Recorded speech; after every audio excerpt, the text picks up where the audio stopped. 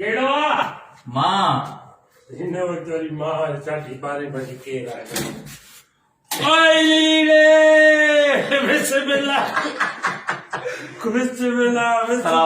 वालेकुम चलो हली ओचिते यकीन करे सरप्राइज ॾिनो खुशियों में माने चवां तो उल्टी क्या यार ओचिते माने ॾाढो ख़ुशि थियो हली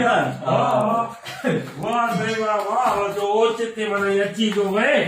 त माने भाग जी भई माना फोन ते ॿुधाई बि न त को मां निकिरां तो ॻोठा मोबाइल बंद थी वई मां फोन कयां तव्हांखे पर मोबाइल रस्ते बंद थी वई ॿियो खेल लॻो पिया ओड़ो पाड़ो सॻे सां ख़ुशि तव्हां ख़ुशि आहियो खेर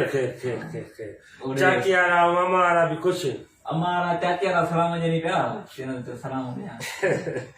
मोतबर घटि थी फोन ते ॻाल्हाईंदा राब्तो मुंहिंजो हुननि सां आहे हा अलाए कीअं अचणु थियो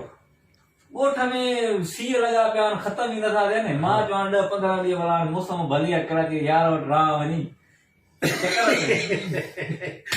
15 ॾींहं सिलेक्ट घटि कया थी महीनो खनि करे अच्छा कपिड़ा नाराज़ी आया ॻोठा न सामान बस यार हाणे पहिरियों इहो ॿुधा बग़ैर तकल्लुफ़ बग़ैर हिजाब जे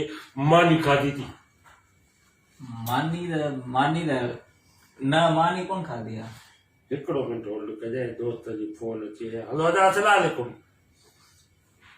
वाह वाह कोफ्ता भी आहिनि रेसिपी कबाब बिरयानी बूटियूं टिक्का जर्दा मगज ओहो रायता सलाद लीमा बस मां अचां थो दोस्त पिरी प्यारे फोन कया हुजो करे उम्मीद करे यार सॼी संगत आई आहे तोखे ॾाढो मिस था कयूं हाणे तूं अच हाणे उन्हनि कई आहे मुंहिंजी दावत मां वञाए थो ॾेई तूं बि हाणे आयो आहे हाणे तूं थेलो खण समुंड ते वञ घुम फिर पर ॻाल्हि ॿुध समुंड ते हिन वक़्तु न वञाए ऊंद लॻी पई आहे ॻोठा आयो आहे मेरो सेरो बि लॻो पियो आहे तड़ बि नथी चल मथां पुलिस ॿधई बाक़ी हेठि छोकिरी चकर बकर हाणे घुम फिर ॾिसो आयसि त वरी पोइ ॾिसूं था थेलो खण साईं तव्हां भले वञो दावत तव्हांजी आहे मां आराम थो कयां न ॻोठ काॾे वञा 12:30 थिया न माइंड न कजांइ पर मां बि प्लेट बंदि कंदुमि वरी हिते कागज़ बि पिया आहिनि लटा कपिड़ा पैसो पाई पई आहे कागज़ वरी सम्झ थो कर वरी हेठि मथे ते वरी तो त के चोर सम्झा वरी महिमान खे चोर त वरी कर त थींदो उथ त हलो था ॻाल्हि ॿुधाए थो मोटी अचा सॼी राति कचहरियूं कंदासीं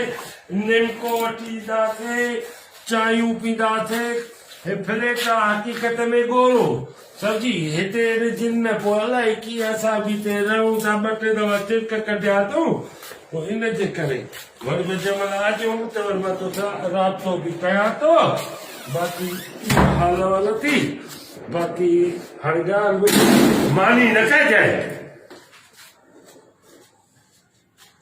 हे यार हे दोस्त न ॻोठो मां हुज करे आयो आहियां महिमान वादी त परे जी ॻाल्हि आहे हिते त इज़त ई न आहे काॾे वञा राति जो 12 वॻे